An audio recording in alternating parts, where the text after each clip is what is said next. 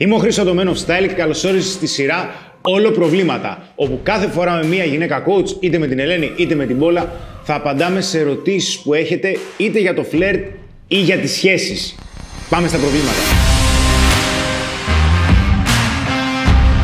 Λοιπόν, να πούμε την πρώτη ερώτηση. Ναι, τη δεύτερη. Ο Mr. Least, ή κάπως έτσι τέλος πάντων, μας ρωτάει το εξής. Όταν είχα σχέση, είχα αντιληφθεί ότι μια άλλη γυναίκα με ήθελε. Τώρα που χώρισα, πώς μπορώ να ξανακερδίσω το ενδιαφέρον της? Θα επικοινωνήσεις μαζί της με τον έναν ή με τον άλλο τρόπο. Αν είναι στο κοντινό σου περιβάλλον, θα αρχίζεις να τη φλερτάρεις. Δηλαδή, καλή πρωτοεντύπωση, θα την πειράξεις, θα αρχίζεις με περιέργεια να ρωτάς. Όταν λέω περιέργεια, όχι αδιάκριτη περιέργεια. Θα αρχίζεις να τη ρωτάς τι κάνει στη ζωή της, πώς περνάει, χόμπι, ενδιαφέροντα. Αν για παράδειγμα είχες χαθεί με κάποιον, εντάξει, και θέλεις αυτός ο άνθρωπος να σε ξαναπροσεγγίσει. Ποιος πιστεύεις ότι είναι ο καλύτερος τρόπος για να σε προσεγγίσει πάλι? Να μάθουμε να ανταλλάξουμε έτσι κάποιες πρώτες πληροφορίες για το πού βρισκόμαστε πλέον στη ζωή μας, με τι ασχολούμαστε κτλ. Θα ήθελες να σου στείλει, ας πούμε, έτοιμα φιλίας? Αν δεν ήμασταν φίλοι στα social, ίσως ναι, οκ.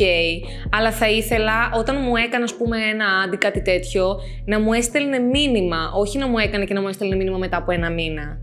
Α, ναι, βέβαια. Δηλαδή, αφού είχαμε χαθεί και ξαναβρεθήκαμε τώρα, να επικοινωνήσεις άμεσα αυτό. Σωστά. Ωραία.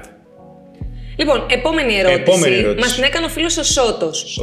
Γιατί όταν ξεκινάς να βρίσκεσαι σε σχέση, οι προηγούμενες που σε απέρριψαν ή δεν σε πρόσεχαν πριν, ξαφνικά σε διεκδικούν και σε φλερτάρουν? Ναι. Οι απαντήσεις εδώ είναι δύο. Εντάξει, και είμαι πάρα πολύ σίγουρος και για τις δύο. Νούμερο 1. Είναι ανεξήγητο. Ανήκει στην κατηγορία των X-Files. Από τη στιγμή που αρχίζεις και κάνεις κάποιους μορφασμούς κάθε φορά, εντάξει, και δεν ξέρω τι σημαίνουν. Είναι λες και στέλνεις εγκεφαλικά κύματα και η γυναίκα αντιλαμβάνεται ότι έχεις προχωρήσει. Δεν μπορώ να το εξηγήσω επιστημονικά. Αυτό που μπορώ να εξηγήσω όμως επιστημονικά, εντάξει, είναι ο Κάζου εδώ, είναι ότι η ευτυχία είναι ελκυστική. Από τη στιγμή που μια γυναίκα η οποία δεν είστε πια μαζί βλέπει ότι προχωράς στη ζωή σου, εξελίσσεσαι, βάζεις στόχους, γίνεσαι καλύτερος, τότε αρχίζει και λέει «Οπ, μάλλον κακώς τον έχασα ή τον έδιωξα». Οπότε αρχίζει και επικοινωνεί. Και είναι απόλυτα φυσιολογικό. Γι' αυτό και σε όλες τις περιπτώσεις, ας πούμε, των ανθρώπων που αναλαμβάνω μετά από ένα χωρισμό, το πρώτο πράγμα που τους λέω είναι ότι δεν πρέπει να συγκεντρώνονται στην επανασύνδεση, αλλά θα πρέπει να περάσει ένα χρονικό διάστημα που θα πρέπει να συγκεντρωθούν στη ζωή τους και στους σημαντικότερους πυλώνες της ζωής τους, όπου είναι οι φιλίες, η οικογένεια, δηλαδή οι ανθρώπινες σχέσεις, τα επαγγελματικά, αλλά και η υγεία και η ευεξία, δηλαδή η γυμναστική, η διατροφή κλπ. Πιστεύω ότι αυτό έχει να κάνει και με το τι εκπέμπουμε. Δηλαδή, όταν είμαστε μόνοι και ψάχνουμε, μπορεί αν έχουμε πάρει και κάποιες απορρίψεις να έχουμε απογοητευτεί, να έχει πέσει η αυτοπεποίθησή μας. Ενώ όταν βλέπουμε ότι τελικά είμαστε σε σχέση και περνάμε και καλά, ανεβαίνει η διάθεσή μας και αυτό φαίνεται προς τα έξω. Οπότε νομίζω ότι γι' αυτό ίσως κυνηγάνε μετά οι κοπέλες περισσότερο. Ναι, αυτό είπα βέβαια πριν. Η επόμενη ερώτηση έχει γίνει από τον Τιν Ζουστής και έχει να κάνει με αυτό που μπορεί να είμαι εγώ σε λίγο καιρό. Πιστεύετε το να είσαι άνεργος είναι μεγάλο μειονέκτημα στο φλερτ? Μεγάλο μειονέκτημα στο φλερτ δεν είναι. Είναι μεγάλο μειονέκτημα για το πώς εσύ το αντιλαμβάνεσαι.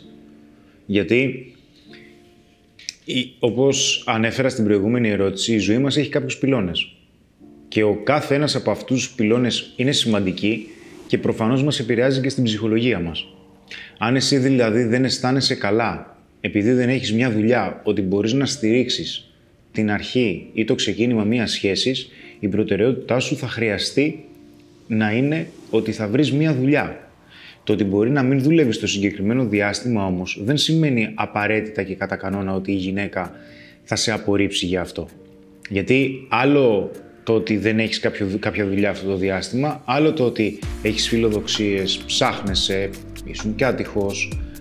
Η αντιμετώπιση που έχεις στο κάθε ζήτημα θα επηρεάσει σε μεγάλο βαθμό το πώς θα αντιληφθεί η γυναίκα τη συγκεκριμένη κατάσταση. Αλλά μετράει και το πώς την αντιλαμβάνεσαι εσύ. Οπότε προτεραιότητα αρχικά είναι να βρεις μια δουλειά.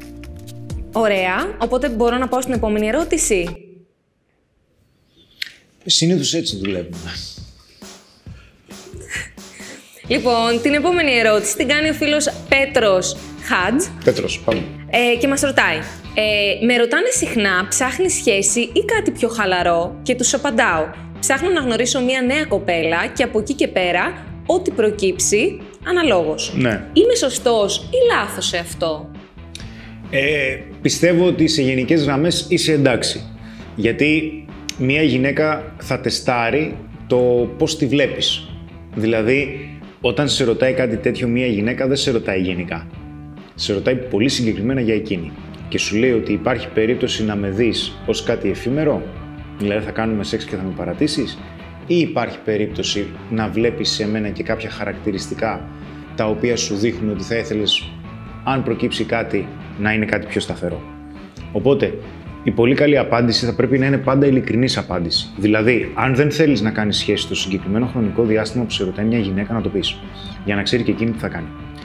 Πάνω απ' όλα, ειλικρίνεια. Είναι σημαντικό γιατί μπορεί να στηρίξει τις ελπίδες της και μετά οι ελπίδες αυτές να εξανεμιστούν. Όμως, μια καλή απάντηση που είναι και ειλικρινής, πιστεύω, είναι ότι να της πεις ότι αν σε ρωτήσει κάποια γυναίκα, ψάχνεις κάτι εφήμερο ή ψάχνεις κάτι σταθερό, να της πεις ότι αν βρω ότι μια γυναίκα έχει τα χαρακτηριστικά που μου αρέσουν, τότε προφανώς και θα ήθελα να κάνω κάτι σταθερό μαζί της. Γιατί και αυτό πιστεύω είναι και η αλήθεια. Εντάξει, θεωρώ ότι έχει να κάνει και ανάλογα με τη φάση ζωής που βρίσκεσαι. Δηλαδή. Η γυναίκα ή ο άντρας? Και οι δύο, αλλά όσον αφορά τώρα το κομμάτι της γυναίκας, γιατί απαντάω από αυτή την πλευρά. Διαφορετικό είναι να στο ρωτάει μια κοπέλα η οποία είναι, ας πούμε, 19-20 χρονών και είναι οι πρώτες της εμπειρίες. Οπότε μπορεί όντως να μην θέλει να πληγωθεί. Σωστά. Και αλλιώς είναι να ρωτάει μια γυναίκα γύρω στα 30 που μπορεί να θέλει, ας πούμε, μια πιο σοβαρή σχέση για να ξεκινήσει κάτι άλλο στη ζωή της. Οπότε νομίζω ότι είναι πολύ σημαντικό το σε τι ηλικία ή σε τι φάση της ζωής σου είσαι. Και νομίζω ότι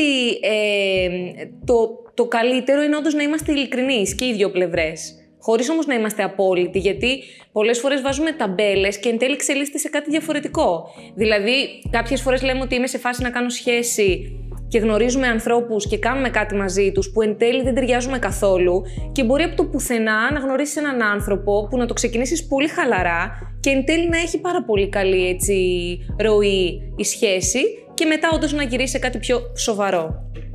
Άψογα. Σε ευχαριστούμε πάρα πολύ που παρακολούθησες τη σειρά του Men of Style Όλο Προβλήματα, όπου μαζί με μια γυναίκα coach, σήμερα είχα μαζί μου την Ελένη. Σε ευχαριστώ πολύ, Ελένη. Και εγώ ευχαριστώ. Απαντούμε σε ερωτήσεις που έχετε και σε απορίες πάνω στο φλερτ και στις σχέσεις. Σε περίπτωση που θέλετε να απαντήσουμε τη δική σας ερώτηση ή απορία, τότε τη γράφετε κάτω από το κάθε βίντεο που ανεβάζουμε στο YouTube, αφού φυσικά έχετε προλάβει να κάνετε subscribe και like, γιατί είναι πολύ σημαντικά για εμένα και έχω δίπλα μου τον Γκάζιο και με πιέζει να τα πω μπροστά στην κάμερα. Σας ευχαριστώ. Κάνε μια μήνυμα μπροστά στο τραπέζι. Να είμαστε. Ενώ όπως έρχεσαι μπροστά και μιλάς. Υπάρχουν στιγμές που έρχεσαι μπροστά. Εδώ. Έτσι. Το make-up. Εντάξει. Μίλα σαν άνθρωπος και μου.